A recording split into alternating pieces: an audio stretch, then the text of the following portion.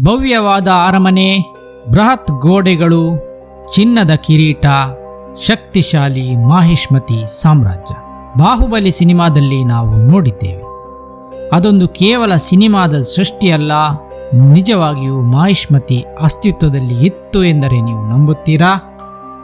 ಸ್ನೇಹಿತರೆ, ಮಾಹಿಷ್ಮತಿ ಎನ್ನುವ ಹೆಸರು ಮೊತ್ತ ಮೊದಲು ಭಾರತದ ಪ್ರಾಚೀನ ಗ್ರಂಥಗಳಲ್ಲಿ ಕಾಣಿಸಿಕೊಂಡಿತ್ತು.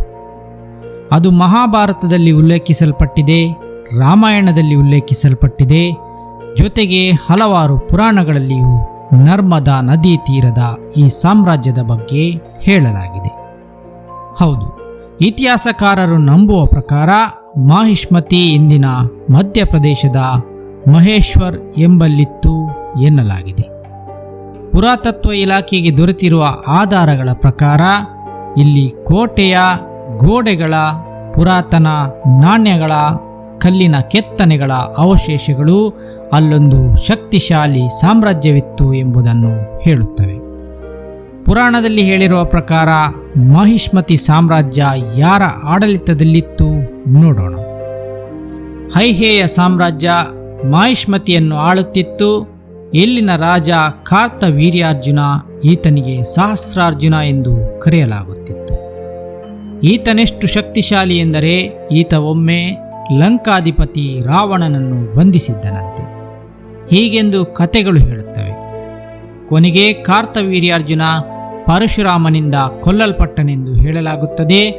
ಪರಶುರಾಮ ಕ್ಷತ್ರಿಯ ಸಂಹಾರ ಮಾಡುತ್ತಾ ಬರುವಾಗ ಅದರಲ್ಲಿ ಈತ ಬಲಿಯಾದ ಎನ್ನಲಾಗಿದೆ. ಮಹಾಭಾರತ ಮತ್ತು ರಾಮಾಯಣಗಳಲ್ಲಿ ಮಾಹಿಷ್ಮತಿ ಎನ್ನುವುದು ಒಂದು ನರ್ಮದಾ ನದಿಯ ದಡದಲ್ಲಿರುವ ರಾಜ್ಯದ ರಾಜಧಾನಿ ಎನ್ನಲಾಗಿದೆ. ಹಾಗೆಯೇ ನಾವು ವಾಯುಪುರಾಣ ಮತ್ತು ಮಾರ್ಕಂಡೇಯ ಪುರಾಣಗಳಲ್ಲಿ ನೋಡಹೋದರೆ ಮಾಹಿಷ್ಮತಿ ಮಧ್ಯ ಭಾರತದಲ್ಲಿರುವ ಒಂದು ಕೋಟೆ ನಗರ ಎಂದು ಹೇಳಲಾಗಿದೆ. ಪದ್ಮಪುರಾಣ ಮತ್ತು ಭಾಗವತ ಪುರಾಣಗಳಲ್ಲಿ ಕಾರ್ತವೀರ್ಯಾರ್ಜುನನ ಆಸ್ಥಾನದ ಬಗ್ಗೆ ಉಲ್ಲೇಖವಿದೆ. ಅಲ್ಲಿ ಸಾಧುಗಳು ಮತ್ತು ಸೈನಿಕರು ಎಲ್ಲರೂ ಸೇರುತ್ತಿದ್ದರು ಎನ್ನಲಾಗಿದೆ. ಸ್ನೇಹಿತರೆ, ಮಾಹಿಷ್ಮತಿಯನ್ನು ಪುರಾಣಗಳಲ್ಲಿ ಈ ರೀತಿ ವರ್ಣಿಸಿದ್ದರೆ ಇತಿಹಾಸದಲ್ಲಿ ಮಾಹಿಷ್ಮತಿಯ ವರ್ಣನೆ ಎಲ್ಲಿ ಬರುತ್ತದೆ ನೋಡೋಣ. ಮಾಹಿಷ್ಮತಿಯನ್ನು ಋಷಭನಾಥನೆಂಬ ಜೈನರ ಮೊದಲ ತೀರ್ಥಂಕರ ಆಳುತ್ತಿದ್ದ ಎಂಬುದು ತಿಳಿದುಬರುತ್ತದೆ. ಆತನ ನಂತರ ಆತನ ಮಕ್ಕಳಾದ ಭರತ ಮತ್ತು ಬಾಹುಬಲಿಯರು ಆಳಿದರು ಎಂದು ಹೇಳಲಾಗಿದೆ. ಎಸ್ ರಾಜಮೌಳಿಯವರು ತಮ್ಮ ಸಿನಿಮಾದ ನಾಯಕನ ಪಾತ್ರಧಾರಿಯ ಹೆಸರನ್ನು ಇಲ್ಲಿಂದಲೇ ತೆಗೆದುಕೊಂಡಿದ್ದಾರೆ. ಬಾಹುಬಲಿ ಮಾಹಿಷ್ಮತಿಯನ್ನು ಆಳುತ್ತಿದ್ದ, ಆದರೆ ಆನಂತರ ಆತ ಎಲ್ಲವನ್ನೂ ತೊರೆದು ಜ್ಞಾನೋದಯಕ್ಕಾಗಿ ಹೊರಟು ಹೋಗುತ್ತಾನೆ. ಬಾಹುಬಲಿ ಸಿನಿಮಾದ ಕತೆ ಫಿಕ್ಷನಲ್ ಆಗಿದ್ದರೆ ಕ್ಯಾರೆಕ್ಟರ್ ನೇಮ್ ಅನ್ನು ಇಲ್ಲಿಂದಲೇ ತೆಗೆದುಕೊಳ್ಳಲಾಗಿದೆ. ಪುರಾಣದಲ್ಲಿ ಮಾಹಿಷ್ಮತಿ ಎಂದರೆ ಬಲಾಢ್ಯ ದುರಹಂಕಾರದ ಸಂಪತ್ತಿನ ಸಂಕೇತವೆಂದು ತೋರಿಸಿದ್ದರೆ, ಜೈನಿಸಂನಲ್ಲಿ ಪ್ರಶಾಂತವಾದ ಆಧ್ಯಾತ್ಮಿಕವಾದ ಜಾಗವೆಂದು ಹೇಳಲಾಗಿದೆ.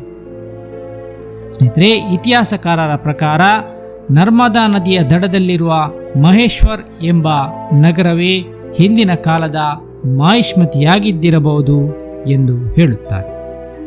ಅಲ್ಲಿ ಸಿಕ್ಕ ಪುರಾತತ್ವ ಅವಶೇಷಗಳು 2000 ವರ್ಷಗಳ ಹಿಂದೆ ಅದೊಂದು ಪ್ರಮುಖ ರಾಜಧಾನಿಯಾಗಿತ್ತು ಎಂಬುದನ್ನು ಹೇಳುತ್ತವೆ.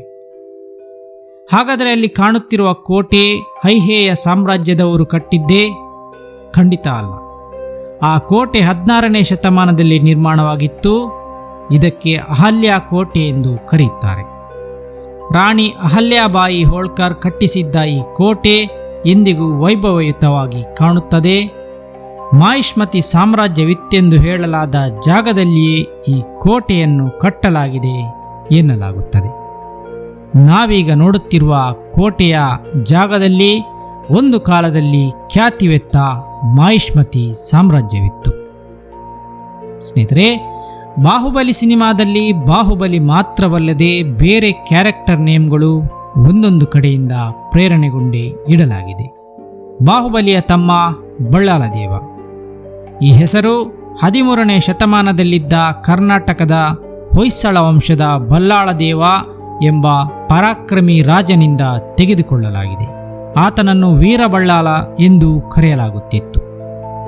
ಇನ್ನೊಂದು ಪಾತ್ರ ಬಿಜ್ಜಳದೇವ, ಬಾಹುಬಲಿಗೆ ವಿರೋಧಿಯಾಗುವ ಪಾತ್ರ. ಈ ಪಾತ್ರಕ್ಕೆ ಬಿಜ್ಜಳದೇವ ಎಂಬ ಹೆಸರನ್ನು 12ನೇ ಶತಮಾನದ ಕಳಚೂರಿ ಸಾಮ್ರಾಜ್ಯದ ರಾಜನಿಂದ ತೆಗೆದುಕೊಳ್ಳಲಾಗಿದೆ. ಕಲ್ಯಾಣದ ಕಳಚೂರಿಯ ರಾಜ 2ನೇ ಬಿಜ್ಜಳ ಅಥವಾ ಬಿಜ್ಜಳದೇವನೆಂದು ಕರೆಸಿಕೊಳ್ಳುತ್ತಿದ್ದ. ಈತ ಪಶ್ಚಿಮದ ಚಾಲುಕ್ಯರ ರಾಜ 3ನೇ ತೈಲಪನನ್ನು ಸೋಲಿಸಿ ಅವರ ಸಾಮ್ರಾಜ್ಯವನ್ನು ಕೊನೆಗಾಣಿಸಿದ್ದ. ಈ ಬಿಜ್ಜಳದೇವ ಲಿಂಗಾಯತ ಧರ್ಮ ಸ್ಥಾಪಿಸಿದ ಬಸವಣ್ಣನ ಸಮಕಾಲೀನನಾಗಿದ್ದ. ಇನ್ನು ಎಲ್ಲರ ಗಮನ ಸೆಳೆದ ಪಾತ್ರ ಕಟ್ಟಪ್ಪ. ಈ ಪಾತ್ರದ ಹೆಸರನ್ನು ತಮಿಳಿನ ಇತಿಹಾಸದಿಂದ ತೆಗೆದುಕೊಳ್ಳಲಾಗಿದೆ. ಇದು ಮಾತ್ರ ಯಾರೋ ಒಬ್ಬ ವ್ಯಕ್ತಿಯ ಹೆಸರಲ್ಲ. ಕಟ್ಟಪ್ಪ ಎಂಬ ಹೆಸರನ್ನು ಚೇರರು, ಚೋಳರು, ಪಾಂಡ್ಯರು ಮತ್ತು ನಂತರ ಬಂದ ತಮಿಳರಸರು ತಮ್ಮ ಸಾಮ್ರಾಜ್ಯದ ರಾಜರಕ್ಷಣಾ ಪಡೆಯ ನಾಯಕನಿಗೆ ಇಡುತ್ತಿದ್ದರು. ಆತನನ್ನು ಕಟ್ಟಪ್ಪ ಎಂದು ಕರೆಯುತ್ತಿದ್ದರು. ಹಾಗಾಗಿ ರಾಜಮೌಳಿಯವರು ಶಿವಗಾಮಿ ದೇವಿಯ ಆಪ್ತನಾಗಿದ್ದ ರಾಜರಕ್ಷಣಾ ಪಡೆಯ ಶಿಸ್ತಿನ ಸೈನಿಕನಿಗೆ ಕಟ್ಟಪ್ಪ ಎಂದು ಹೆಸರಿಟ್ಟಿದ್ದರು. ಈ ಹೆಸರಿನಿಂದಲೇ ಆ ಪಾತ್ರಕ್ಕೆ ಒಂದು ಬಲ ಬಂದಿತ್ತು. ಇನ್ನು ಶಿವಗಾಮಿ ಎಂಬ ಹೆಸರನ್ನು ಎಲ್ಲಿಂದ ಪಡೆಯಲಾಗಿದೆ ಎಂದು ನೋಡಬಹುದಾಗ, ಪುರಾಣದಲ್ಲಿ ಶಿವಗಾಮಿ ಎಂಬೊಬ್ಬಳು ಶಿವನನ್ನು ಆರಾಧಿಸುತ್ತಿದ್ದಳು ಎಂಬುದು ತಿಳಿದುಬರುತ್ತದೆ. ಶಿವಗಾಮಿ ಎಂದರೆ ಶಿವನ ಅನುಯಾಯಿ ಎಂದಾಗುತ್ತದೆ. ಹಾಗೆಯೇ ತಮಿಳು ಸಾಹಿತ್ಯದಲ್ಲಿ ಕಣ್ಣಾಡಿಸಿದಾಗ 1940ರ ದಶಕದಲ್ಲಿ ಬರೆಯಲ್ಪಟ್ಟ ಶಿವಗಾಮಿಯಿನ್ ಶಪಥಂ ಎಂಬ ಕಾದಂಬರಿ ಸಿಗುತ್ತದೆ. ಇದರಲ್ಲಿ ಶಿವಗಾಮಿ ಎಂಬಾಕೆ ಒಬ್ಬ ಶಿಲ್ಪಿಯ ಮಗಳಾಗಿದ್ದು ಖ್ಯಾತ ನೃತ್ಯಗಾತಿಯಾಗಿದ್ದಳು. ಪಲ್ಲವರ ಮತ್ತು ಚಾಲುಕ್ಯರ ಕಾಲದಲ್ಲಿ ಶಿವಗಾಮಿ ಇದ್ದಳೆಂದು ಬಣ್ಣಿಸಲಾಗಿದೆ. ಆಕೆಯೊಬ್ಬಳು ನುರಿತ ನೃತ್ಯಗಾತಿಯಾಗಿದ್ದಳು. ಆಕೆಯ ಜೀವನ ಕಥೆಯನ್ನು ಈ ಕಾದಂಬರಿಯಲ್ಲಿ ಹೇಳಲಾಗಿತ್ತು. ಈ 2 ಪ್ರಮುಖ ಸ್ತ್ರೀ ಪಾತ್ರಗಳಿಂದ ಶಿವಗಾಮಿ ಎಂಬ ಹೆಸರನ್ನು ಪಡೆಯಲಾಗಿದೆ. ದೇವಸೇನ ಈ ಹೆಸರು ಭಾರತೀಯ ಪುರಾಣದಲ್ಲಿ ಬರುತ್ತದೆ ಮತ್ತು ಇತಿಹಾಸದಲ್ಲಿಯೂ ಬರುತ್ತದೆ. ಸ್ಕಂದ ಪುರಾಣ ಮತ್ತು ಮಹಾಭಾರತಗಳಲ್ಲಿ ಉಲ್ಲೇಖಿಸಿರುವಂತೆ ಕಾರ್ತಿಕೇಯನ ಮಡದಿಯೇ ದೇವಸೇನ. ಜೈನ ಸಾಹಿತ್ಯದಲ್ಲಿ ನೋಡಿದಾಗ ರಾಣಿ ದೇವಸೇನ ಎಂಬ ಹೆಸರು ಹರಿವಂಶ ಪುರಾಣ ಎಂಬ ಗ್ರಂಥದಲ್ಲಿ ಸಿಗುತ್ತದೆ. ಇದನ್ನು 8ನೇ ಶತಮಾನದಲ್ಲಿ ಬರೆಯಲಾಗಿತ್ತು. ಹಲವಾರು ಜೈನ ತೀರ್ಥಂಕರರ ಕಥೆಗಳಲ್ಲಿ ರಾಣಿ ದೇವಸೇನಾಳ ಉಲ್ಲೇಖ ಹಲವಾರು ಕಡೆ ಬರುತ್ತದೆ. ಹಾಗೆಯೇ ಚೋಳರ ಮತ್ತು ರಾಷ್ಟ್ರಕೂಟರ ಸಮಯದಲ್ಲಿಯೂ ದೇವಸೇನಾ ಹೆಸರು ಚಾಲ್ತಿಯಲ್ಲಿತ್ತು ಎಂಬುದು ಇತಿಹಾಸದಿಂದ ತಿಳಿದುಬರುತ್ತದೆ. ಕಾಲಕೇಯ ಇನ್ನೊಂದು ಪ್ರಸಿದ್ಧ ಪಾತ್ರ ಕಾಲಕೇಯ. ಈ ಪಾತ್ರದ ಹೆಸರು ಪುರಾಣಗಳಲ್ಲಿ ಉಲ್ಲೇಖವಿದೆ. ಜೊತೆಗೆ ಮಹಾಭಾರತದಲ್ಲಿಯೂ ಇದೆ. ಅಲ್ಲಿ ಕಾಲಕೇಯವೆಂದರೆ ರಾಕ್ಷಸರ ಒಂದು ಕುಲ. ಈ ಪಡೆಯನ್ನು ಕಾಲಕ ಮತ್ತು ವಾಲ ಎಂಬ 2 ರಾಕ್ಷಸ ಸೋದರರು ಮುನ್ನಡೆಸುತ್ತಿದ್ದರು. ಇವರು ಸಮುದ್ರ ದಾಳದಲ್ಲಿ ವಾಸಿಸುತ್ತಿದ್ದು ಆಗಾಗ ದೇವತೆಗಳ ಮೇಲೆ ದಾಳಿ ಮಾಡುತ್ತಿದ್ದರು ಎಂದು ಹೇಳಲಾಗಿದೆ. ಈ ಕಾಲಕೇಯರು ಉಗ್ರ ಅನಾಗರಿಕ ಹೋರಾಟದ ಶೈಲಿಗೆ ಪ್ರಸಿದ್ಧರಾಗಿದ್ದರು. ಜೊತೆಗೆ ಇವರ ಬಳಿ ದೊಡ್ಡ ಅಗಾಧ ಸೈನ್ಯವಿರುತ್ತಿತ್ತು. ಪ್ರತಿ ಬಾರಿ ದಾಳಿ ಮಾಡಿ ದೊಡ್ಡ ವಿನಾಶಕ್ಕೆ ಇವರು ಕಾರಣರಾಗುತ್ತಿದ್ದರು. ಇಂಥ ಇವರ ಗುಣಲಕ್ಷಣಗಳನ್ನೇ ಸಿನಿಮಾದಲ್ಲಿ ಬಳಸಿಕೊಂಡಿರುವುದನ್ನು ನಾವು ಗಮನಿಸಬಹುದು. ಭಾರತದಲ್ಲಿರುವ ಯಾವುದೇ ಬುಡಕಟ್ಟು ಜನಾಂಗವನ್ನು ತೋರಿಸುವುದು ತಪ್ಪಾಗುತ್ತದೆ. ಆದ್ದರಿಂದ ಪುರಾಣದಿಂದ ಪ್ರೇರಣೆ ಪಡೆದು ಕಾಲಕೇಯ ಪಡೆಯನ್ನು ಚಿತ್ರಿಸಲಾಗಿದೆ.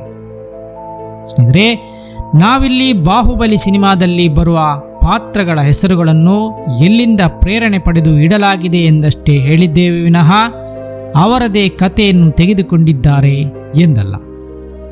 ಕ್ಯಾರೆಕ್ಟರ್ ನೇಮ್ಗಳು ತುಂಬ ಪ್ರಭಾವ ಬೀರುವುದರಿಂದಾಗಿ ಅವುಗಳನ್ನು ಹಿಂದೆ ಪ್ರಭಾವ ಬೀರಿದ್ದ ಇತಿಹಾಸ ಇಲ್ಲವೇ ಪುರಾಣ ಅಥವಾ ಸಾಹಿತ್ಯದಿಂದ ತೆಗೆದುಕೊಂಡಿರುವುದು ನಮಗಿಲ್ಲಿ ಕಂಡುಬರುತ್ತದೆ. ಬಾಹುಬಲಿಯ ಸ್ಕ್ರಿಪ್ಟ್ ಬರೆದಿರುವ ರಾಜಮೌಳಿಯವರ ತಂದೆ ವಿಜೇಂದ್ರ ಪ್ರಸಾದ್ ಮತ್ತು ರಾಜಮೌಳಿ ಇಬ್ಬರು ಕರ್ನಾಟಕ ಮೂಲದವರಾದ್ದರಿಂದ ಕನ್ನಡದ ಇತಿಹಾಸದಿಂದ ಹಾಗೆಯೇ ತಮಿಳು ಇತಿಹಾಸದಿಂದ ಕ್ಯಾರೆಕ್ಟರ್ ನೇಮ್ಗಳ ಪ್ರೇರಣೆ ಅವರು ಪಡೆದಿರಬಹುದು. ಹಾಗೆಯೇ ಮಾಹಿಷ್ಮತಿ ಎಂಬ ಪ್ರಬಲವಾದ ಒಂದು ಸಾಮ್ರಾಜ್ಯದ ಹೆಸರನ್ನು ಅವರು ಎಲ್ಲಿಂದ ಪಡೆದಿದ್ದರು ಎಂಬುದನ್ನು ನಾವು ಪ್ರಾರಂಭದಲ್ಲಿ ಹೇಳಿದ್ದೆವು. ಈ ವಿಷಯ ನಿಮಗೆ ಹೇಗನ್ನಿಸಿತು? ಹೊಸ ವಿಷಯ ಅನ್ನಿಸಿತೆ ಇಲ್ಲವೇ ಎಂಬುದನ್ನು ಕಮೆಂಟ್ನಲ್ಲಿ ಬರೆಯಿರಿ. ವಿಡಿಯೋ ಇಷ್ಟವಾದರೆ ಲೈಕ್ ಮಾಡಿ, ಶೇರ್ ಮಾಡಿ, ಚಾನೆಲ್ಗೆ ಸಬ್ಸ್ಕ್ರೈಬ್ ಮಾಡಿ. ವೀಕ್ಷಣೆಗಾಗಿ ಧನ್ಯವಾದಗಳು.